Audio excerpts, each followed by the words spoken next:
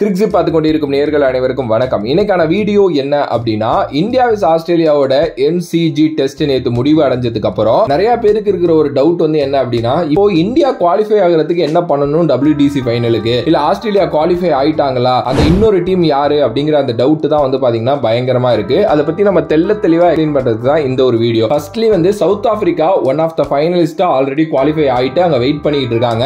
இதுக்கு அப்புறம் வந்து ஒரே ஒரு டீம்னால தான் குவாலிஃபை ஆக முடியும். அது வந்து பாத்தீங்க அப்படின்னா நிறைய சான்சஸ் வந்து ஆஸ்திரேலியாவுக்கு இருக்கு. ஃபர்ஸ்ட் ஆஸ்திரேலியா குவாலிஃபை ஆகிறதுக்கு என்னென்னலாம் பண்ணணும்னு நான் சொல்றேன். இப்ப நடக்க போற சிட்னி மேட்ச் இருக்குல்ல அகைன்ஸ்ட் இந்தியா, அந்த மேட்ச்ல ஆஸ்திரேலியா ஜெயிக்கிறாங்க அப்படின்னா ஸ்ட்ரைட்டாவே வந்து குவாலிஃபை ஆயிருவாங்க. அப்படி இல்ல அந்த மேட்ச்ல இன்கேஸ் ஆஸ்திரேலியா தோக்குறாங்க இல்ல டிரா பண்றாங்க அப்படின்னா அதுக்கப்புறம் அவங்களுக்கு ரெண்டு மேட்ச் வந்து பாத்தீங்கன்னா ஸ்ரீலங்கா கூட வந்து நடக்க போகுது. அந்த ரெண்டு மேட்ச்ல ஒரு மேட்ச் அவங்க வின் பண்ணாலே போதும், அவங்க வந்து குவாலிஃபை ஆகிறதுக்கு நிறைய சான்சஸ் இருக்கு. ஓகே, சோ ஆஸ்திரேலியாவோட குவாலிஃபிகேஷன் ரொம்ப ஈஸியான ஒண்ணு தான். அவங்க நடக்க போற 3 கேம்ல அட்லீஸ்ட் 1 இல்ல 2 கம்ஃபர்டபிளா ஜெயிச்சாங்க அப்படின்னா ஸ்ட்ரைட்டாவே குவாலிஃபை ஆயிரலாம். ஏன்னா இப்போ அவங்களுக்கு 61.46 அப்படிங்கிற அந்த பெர்சன்டேஜ்ல அவங்களோட பாயிண்ட்ஸ் வந்து இருக்கு. அப்படிங்கிறதுனால எனக்கு தெரிஞ்சு இவங்க நிறையவே வந்து பாத்தீங்கன்னா குவாலிஃபை ஆகிறதுக்கு சான்சஸ் இருக்கு. ஈவன் தோ எல்லா லெஜெண்ட்ஸும் என்ன பிரெடிக்ட் பண்றாங்கன்னா Australia again one of the ஃபைனலிஸ்டா உள்ள போயிருவாங்க.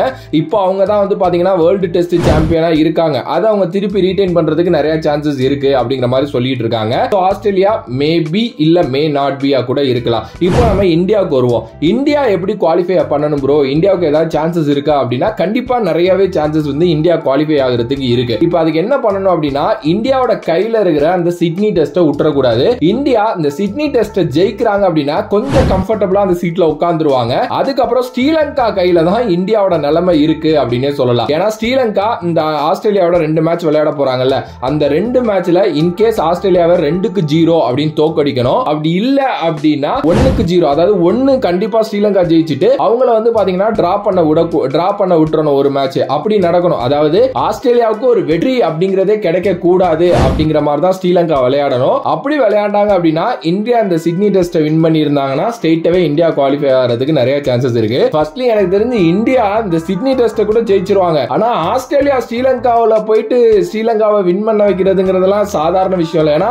ரொம்ப அவங்க வந்து ஒரு மாதிரி மைண்ட் கேம் ஆடிடுவாங்க ஆஸ்திரேலியா. ஒரு பெரிய பிளஸ் பாயிண்ட் என்ன அப்படின்னா ஸ்ரீலங்கால நடக்க போகுது, அதனால மேபி ஏதாவது நடக்கலாமே தவிர மத்தபடி எனக்கு தெரிஞ்சு தெரியல எவ்வளவு பாசிபிலிட்டிஸ் இருக்கு அப்படின்னு சொல்லிட்டு. பட் ஆனா நிறைய இழந்துட்டாங்க இந்தியா. கையில இருந்த மேட்ச் எல்லாத்தையுமே இழந்துட்டாங்க. இருக்க போற அந்த ஒரே ஒரு சிட்னி மேட்ச ஒழுங்கா ஜெயிக்கணும். ஜெயிக்கல அப்படின்னா ரொம்ப கஷ்டமாயிரும் அப்படின்னே சொல்லலாம். ப்ரோ இப்போ வந்து சிட்னி மேட்ச தோத்துட்டா இந்தியா வெளியில, அவ்வளவுதான் முடிஞ்சிருச்சு. ஓகே ப்ரோ, அப்ப சிட்னி மேட்ச் வந்து ஒருவேளை டை ஆயிருச்சுன்னா, அதாவது டிராவ் ஆயிருச்சு அப்படின்னா அப்ப இந்தியாவுக்கு சான்ஸே இல்லையா அப்படின்னா இருக்கு. அங்கேயும் ஒரு வாய்ப்பு வந்து இருக்கு. என்ன அப்படின்னா இன்கேஸ் இந்தியா டிரா பண்றாங்க அப்படின்னா அகைன் ஸ்ரீலங்கா வந்து பாத்தீங்கன்னா 2 மேட்சுமே ஆஸ்திரேலியாவுக்கு அகைன்ஸ்டா ஜெயிச்சே ஆகணும். இதுதான், வேற வழியே கிடையாது.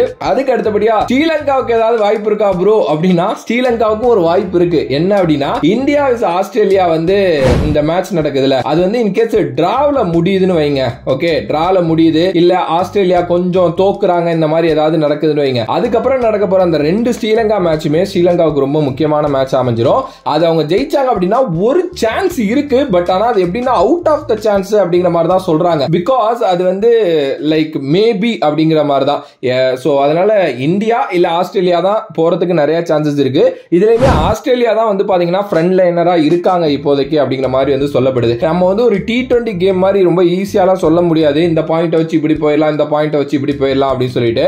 பிகாஸ் இது டெஸ்ட் மேட்ச் அப்படிங்கிறதுனால ஒவ்வொரு நாளுமே சில விஷயங்கள் டிசைட் பண்ணப்படும் அப்படிங்கிறது நம்ம எல்லாருக்குமே தெரியும். இந்த MCG டெஸ்டே அதுக்கு ஒரு பெரிய எக்ஸாம்பிள் தான். இந்த கேம் வந்து well and truly Australia first இருந்தாங்க, அப்புறம் இந்தியா கையில கேம் வந்துச்சு, திருப்பி ஆஸ்திரேலியா எடுத்தாங்க, திருப்பி 2 செஷன் இந்தியா கையில வச்சிருந்தாங்க. இந்தியா ஜெயிச்சிருவாங்கன்னு நினைச்சப்போ ஆஸ்திரேலியாவோட பேட்டர்ஸ் நல்லா விளையாண்டாங்க, அதுக்கப்புறம் நல்லா பவுலிங் போட்டு ஈஸியா ஜெயிச்சுட்டு போயிட்டாங்க, முடிஞ்சிருச்சு. அதனால என்ன வேணாலும் நடக்கலாம் மக்களே. சவுத் ஆப்பிரிக்கா வெயிட் பண்ணிட்டு இருக்காங்க. இன்கேஸ் என்னைய பொறுத்த வரைக்கும் இந்தியா ஆஸ்திரேலியா யாராவது ஒரு டீம் இங்க இருந்து போறாங்கல்ல, அவங்க தான் அடுத்து சாம்பியன் ஆகிறதுக்கு சான்சஸ் இருக்கு அப்படின்னு நினைக்கிறேன். ஏன்னா லார்ட்ஸ் மாதிரி கிரவுண்ட்ல இந்த 2 டீமும் நல்லா பண்ணும் கம்பேரிட்டிவ்லி சவுத் ஆப்பிரிக்காவோடன்னு எனக்கு தோணுது. பார்க்கலாம். எனக்கு சவுத் ஆப்பிரிக்கா ஜெயிச்சாலும் ஹாப்பி தான், ஆஸ்திரேலியா ஜெயிச்சாலும் ஹாப்பி தான், இந்தியா ஜெயிச்சா ரொம்ப ஹாப்பி. நீங்க உங்களோட கருத்து என்னவோ மறக்காம கமெண்ட் பாக்ஸ்ல கமெண்ட் பண்ணுங்க. இந்த வீடியோ உங்களுக்கு பிடிச்சிருந்துச்சு அப்படின்னா லைக் பண்ணுங்க, ஷேர் பண்ணுங்க. மறக்காம நம்மளோட கிரிக்ஸிப் சேனலை சப்ஸ்கிரைப் பண்ணுங்க. வேறொரு வீடியோல வேறொரு கான்செப்ட்ல வந்து உங்களை சந்திக்கிறேன். Another back from this is VJ Money. Love you all, stay safe மக்களே. நன்றி, வணக்கம்.